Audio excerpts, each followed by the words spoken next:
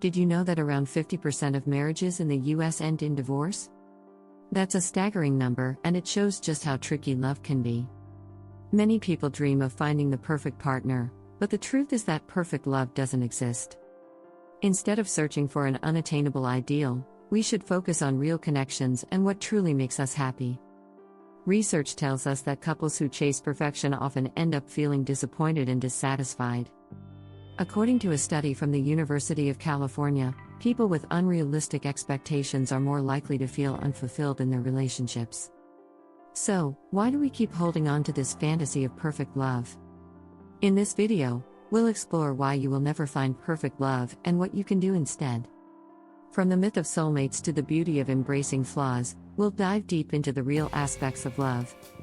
Get ready to discover surprising strategies that can help you build a lasting, happy relationship. Remember, it's not about finding the perfect partner, it's about creating the perfect connection together.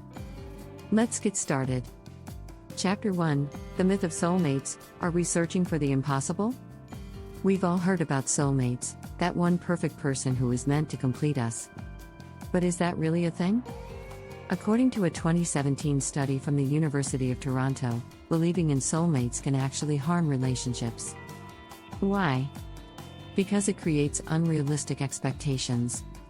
When things get tough, people start to doubt whether their partner is the one. They think, if this is my soulmate, why are we arguing? The idea of soulmates often leads us to look for perfection. But here's the truth: perfection doesn't exist. In The Course of Love, author Alanda Button writes, compatibility is an achievement of love, it must not be its precondition. Love doesn't start with perfection, it's something you work towards. When we expect to find someone who ticks all our boxes, we set ourselves up for disappointment. A recent survey showed that 73% of millennials believe in soulmates. Yet, these same people also report higher levels of dissatisfaction in their relationships. So what's the takeaway? We're searching for something impossible to find. Rather than looking for someone to complete us, we should focus on finding someone who complements us. Perfect love doesn't exist. But real, fulfilling love does. Chapter 2: Love isn't a fairy tale. The reality of imperfect connections. Fairy tales have conditioned us to expect that love will be smooth and effortless. The truth? Real love is far from a fairy tale. It's full of ups and downs, and that's okay. Relationships are messy, and that's part of their beauty. According to Dr. John Gottman, one of the leading relationship experts, even the happiest couples disagree 69% of the time. It's not about avoiding conflict, it's about managing it. In the 7 Principles for Making Marriage Work, Gottman explains that couples who learn to manage conflict, rather than trying to avoid it, build stronger, longer-lasting relationships. Instead of searching for a perfect relationship, focus on how you handle imperfections. Do you communicate openly? Do you respect your partner's point of view? These are the real markers of a successful relationship, not the absence of conflict. The key is to stop expecting perfection. Real love isn't always pretty. It's sometimes messy, unpredictable, and challenging. But it's also deeper and more rewarding than the fairy tale version. If you're willing to embrace the messiness, you'll find more happiness than any perfect love could ever offer. Chapter 3: Embracing Flaws. Why imperfection is the key to a lasting relationship. Many people think love is about finding the perfect person. But lasting love is about embracing each other's flaws. Psychologist Brené Brown, in her book Daring Greatly, says, "What makes us vulnerable makes us beautiful." In relationships, vulnerability is what brings two people closer. If you're always striving for perfection, you're hiding your true self. In fact, a study from Northwestern University found that couples who accept each other's flaws are more likely to stay together. It's not about pretending flaws don't exist, but about learning to love someone despite them.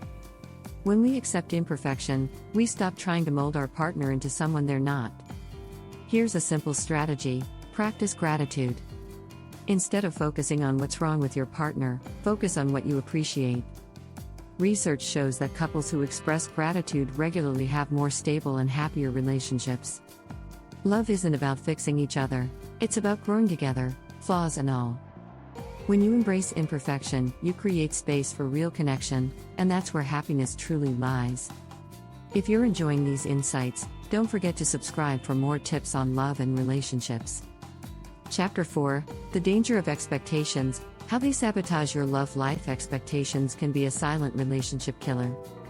Most of us go into relationships with an idea of how things should be. But the more rigid our expectations, the harder it becomes to enjoy the reality of love. A study from the University of Denver found that couples with high expectations were more likely to be disappointed in their relationships. Why? Because no one can live up to a perfect script. In The 5 Love Languages by Gary Chapman, the author explains that unmet expectations are a major source of conflict in relationships. We often assume our partner should know how to love us in exactly the way we need, without us having to say a word. But love doesn't work that way. To truly connect, we need to communicate our needs clearly and let go of the idea that our partner will automatically fulfill every expectation. Here's a strategy to try. Instead of focusing on what your partner isn't doing, ask yourself what you can do to improve the relationship. Shifting your mindset from "what am I getting?" to "what can I give?" leads to a healthier dynamic. A study from the University of California found that couples who focus on giving, rather than receiving, reported higher levels of happiness and satisfaction in their relationships. So, it's not about lowering your standards but being flexible and realistic with your expectations. Chapter 5: Learning to Grow Together. Love is a continuous journey. One of the biggest mistakes people make in relationships is assuming that love is static. In reality, love is constantly evolving. You and your partner are not the same people you were when you first met, and that's a good thing. According to a study published in the Journal of Personality and Social Psychology, couples who see their relationship as a journey rather than a destination tend to be happier. In The Road Less Traveled, psychiatrist M. Scott Peck writes, "Love is an act of will, namely, both an intention and an action. This means love isn't something that just happens, it's something you actively choose and work on every day." The happiest couples are the ones who grow together, learning from their mistakes and building on their successes. One strategy for fostering growth is to set relationship goals together. Whether it's improving communication or trying something new as a couple, having shared goals gives your relationship purpose. Research from the University of Washington found that couples who work towards common goals are more likely to stay together and feel satisfied in their relationship. Remember, the goal isn't perfection, but progress. Love grows deeper when you grow together. Chapter 6: The Happiness Factor. Why good enough is the secret to true love. There's a misconception that settling for good enough is a bad thing. But when it comes to relationships, good enough might just be the secret to happiness. Barry Schwartz, author of The Paradox of Choice, argues that when we constantly seek the best option, we often end up less satisfied. The same applies to love. Chasing perfection can leave us feeling empty and frustrated, while accepting good enough allows us to find peace and contentment. In fact, a study published in the Journal of Marriage and Family found that couples who believe their partner is good enough are more likely to have long-lasting, fulfilling relationships. It's not about settling in a negative sense, but recognizing that perfection doesn't exist. When you stop chasing an ideal, you open yourself up to real, sustainable love. Here's a strategy to consider: practice mindfulness in your relationship. Instead of constantly evaluating your partner against some impossible standard, focus on the present moment and appreciate what you have. Research from Harvard University shows that practicing mindfulness increases relationship satisfaction. The happiest couples aren't the ones with perfect love stories, but the ones who find joy in the good enough moments. At the end of the day, love is about connection, not perfection. Embrace the imperfections, let go of unrealistic expectations, and focus on growing together. That's the real path to happiness in a relationship. If you found these insights helpful, make sure to subscribe for more relationship tips that can enhance your love life.